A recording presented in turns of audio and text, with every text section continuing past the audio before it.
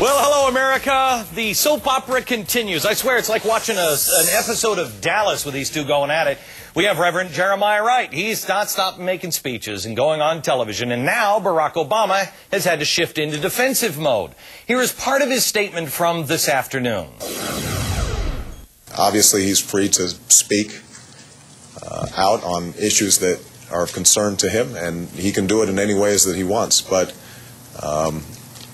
I feel very strongly that,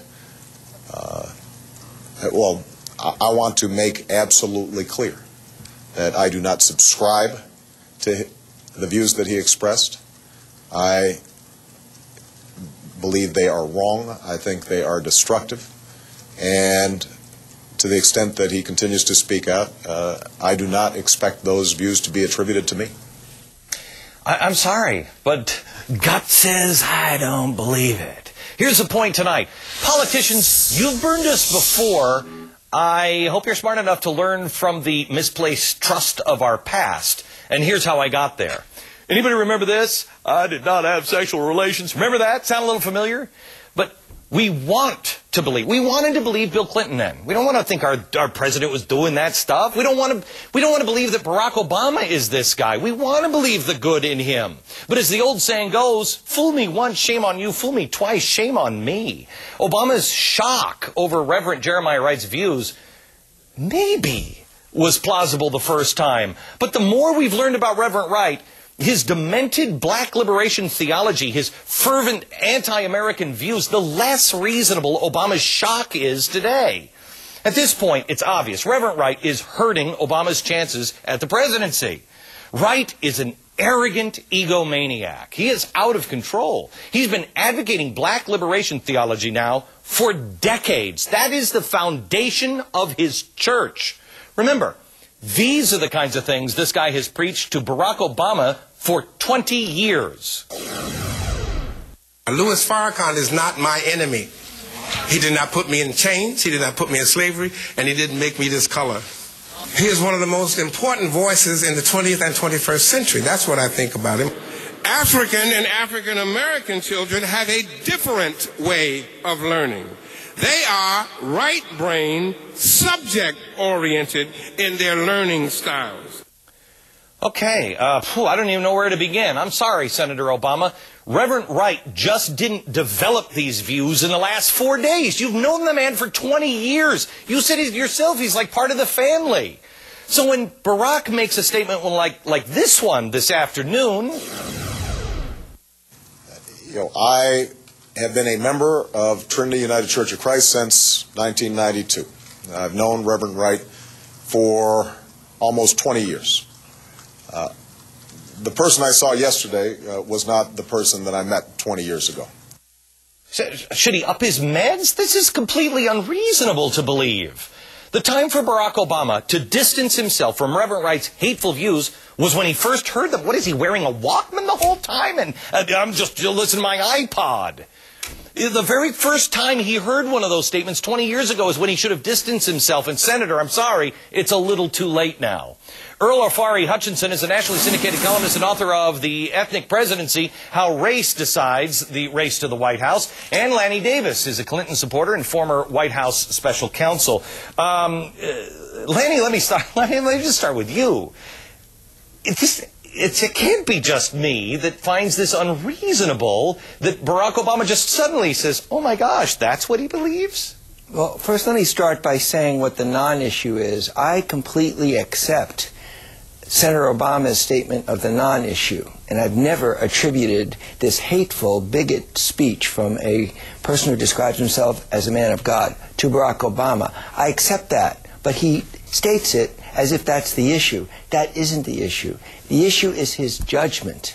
And why he's not ready to be president is his judgment. Thank you. That he sat and listened to this hate speech, and he not only stayed in the congregation, and I've heard African Americans explain to me why he might have chosen to do that. Why? But he Help never me. stood, well, the one that he doesn't address is why did he not stand up, as you just said, and say, as Robert Kennedy has often said when he was alive, no, this is unacceptable. And then he went on in 2008, and Glenn, this is a fact no one has addressed, and not Senator Obama today, after knowing all this, because he distanced himself and didn't invite him to his announcement, he then appointed him to an official campaign position called, are you ready, the Religious Advisory Committee of his campaign. This is in 2008. Now, Senator Obama holding a press conference today, I appreciate the difficult position. He tried to do a good job of damage control, but he's avoiding the issue that I'm raising, judgment. That's why I don't think he's ready to be president. I mean, look, Earl, because of this judgment. Earl, let me show you something. This is what Obama said the last time we heard him speak about Reverend Wright. Watch this.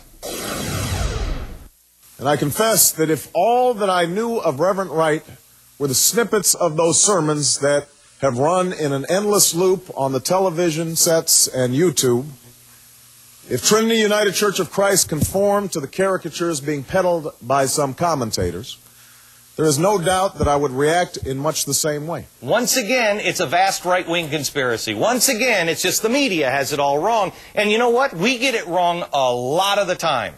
But this one, you cannot tell me that all of a sudden, Earl, Reverend Wright is morphed into something completely different. Well, don't say Earl now, because as you know, Glenn, when we had this conversation before, I know. I said then, sooner or later, and of course, obviously it's sooner than later, it's going to come back to bite you in the you-know-what, Barack Obama. The bottom line is you did sit in the church 16 years. You can't deny that. The fact is, it's not just snippets. It's just not just a caricature. These are statements, almost policy statements, theological statements, if you will, and certainly social commentary statements that you had to hear over time. So you're really not going to get away by saying, okay, I'm shocked. This is not the man I knew at a different point in time. It's something I'm certainly going to distance myself from, and I'm repelled by. Bottom line is you should have been repelled all along. But there's another issue, too. It keeps coming up, does it hurt Barack Obama? And I simply say this. If it hadn't been Reverend Wright, it would be something else along the way, simply because when you really look at Barack Obama, many people haven't really looked closely. What does he represent? Has he really been vetted? What are his real policy positions? What's his background? What did he do as a legislator in the state of Illinois and, of course, a short time in the Senate? So along comes a Reverend Wright. It was almost a tailor-made in heaven controversy that sooner or later would have certainly blown back on Barack Obama. And certainly, yes, it has hurt him. There's no question about that. But Glenn, let me say this. The biggest thing that has hurt Barack Obama, our biggest person, is not Reverend Wright. It's Barack Obama by not essentially getting out ahead of the issue much sooner. Lanny, here's another thing that I find absolutely unreasonable, because you say this goes to his judgment, and I absolutely believe that. But this also goes to his honesty. Here's a guy who has held himself up as totally honest. He's either the worst judge of character, or he's being less than honest, or you know, how about this one? He's just arrogant. Today he said he wasn't really speaking out on the AIDS thing about government, and that bothered him, but he wasn't enraged until he saw it. Because he saw that he was being linked to it, and it was a performance, and that enraged him. What does that tell you? You know, I've got to say the double standard here when it comes to Senator Obama, who constantly proclaims that he's not waging a negative campaign, and his campaign managers and his campaign spokesmen personally attack the character, honesty, and integrity of Hillary Clinton in ads and mailers. Personal attack. Right. Venomous personal attack. And yet he is so thin-skinned that when you question even his judgment, sometimes you're accused of raising the race issue, as has happened to me. Here's the issue for me. In the state legislature in 2000, he voted for a suspension of the gasoline tax. Now that Senator Clinton and Senator McCain have favored a suspension of the gasoline tax for this summer to give some relief to motorists, Barack Obama is now disagreeing, even though in 2000 in the state legislature he did. This is, to agree to what was just said, this is a man without a record, without a legislative record. You ask anybody for him, name one thing that he's accomplished. They can't do it. And it's very difficult. Yeah. They come up with the reform bill, and that was about standing up or sitting down when you eat dinner if you're a member of Congress. This is the judgment experience issue, why Hillary Clinton is now surging ahead, and she's now way ahead in the national polls over John McCain. It's a question of judgment. Lanny, I'm up against the break here, but I just have to ask you a favor. It was so, I mean, it's just, I hate this. When Hillary Clinton came out and said, I hate the way the Republicans are exploiting Reverend Wright in this issue, You know what? I'm not a Republican. I'm a conservative. I actually care about this issue. This tells me a lot about this candidate's judgment. Please ask the senator to not paint the Republicans into exploiting Give me a chance after this. the break to explain what she meant by that. Okay, you got it. Back in just a second. Coming up, America, the story is not going away anytime soon. I can't tell you how essential it is that Americans completely understand the beliefs and the intentions of Reverend Jeremy Wright. He claims that his sermons have all been taken out of context. So this Thursday night, we'll bring you Reverend Wright in his own words. We're going to show you his sermons, not just the sound bites. You see for yourself what this man preaches, and you tell me if you could miss it sitting in the pews.